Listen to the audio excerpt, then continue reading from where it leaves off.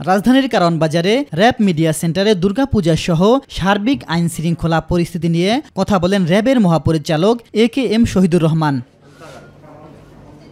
এ সময় পাহাড়ের তুচ্ছ ঘটনাকে বড় করে তুলে অস্থিতিশীল পরিবেশ তৈরির চেষ্টা চলছে বলে মন্তব্য করেন তিনি। খাগড়াছড়িতে সম্প্রতি যে ঘটনা ঘটলো, যে একটি ধর্ষণের অভিযোগের কারণে সেখানে এই পরিস্থিতি উদ্ভব হয়েছে। যদিও এই অভিযোগটি পাওয়ার সাথে সাথেই তার একজন আসামিকে গ্রেপ্তার করা হয়েছিল এবং আইন শৃঙ্খলা রক্ষাকারী বাহিনী যথাযথভাবেই ওই মামলার অনুসন্ধান সহ যাবতীয় কাজ করতেছিল। বাট তারপরও আমরা দেখলাম যে সে পরিস্থিতি সেখানে উত্তপ্ত করা হয়, অশান্ত করা হয়।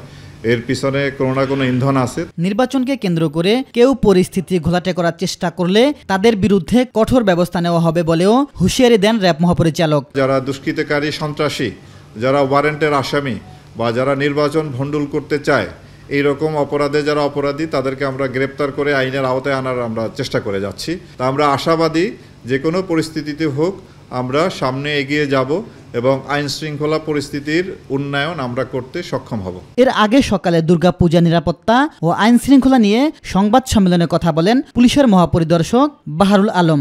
মাঝারি গুরুত্বপূর্ণ অতি পূজার বেলা আমরা এটা করতে চাইনি, মানে ইচ অ্যান্ড এভরি আমরা একবারে হাইয়েস্ট প্রায়োরিটি দিয়ে আমরা দেখতে চাচ্ছি আর কি, কেউই যেন লেফট আউট না হয়। আমাদের মানে সর্বোচ্চ অ্যালার্টনেস এবং সর্বোচ্চ সতর্কতার বাইরে কেউই যেন না পড়ে।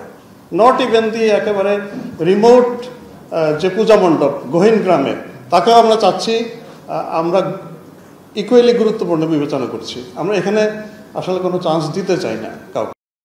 ইলিয়াস মাতবর, মাই টিভি, ঢাকা।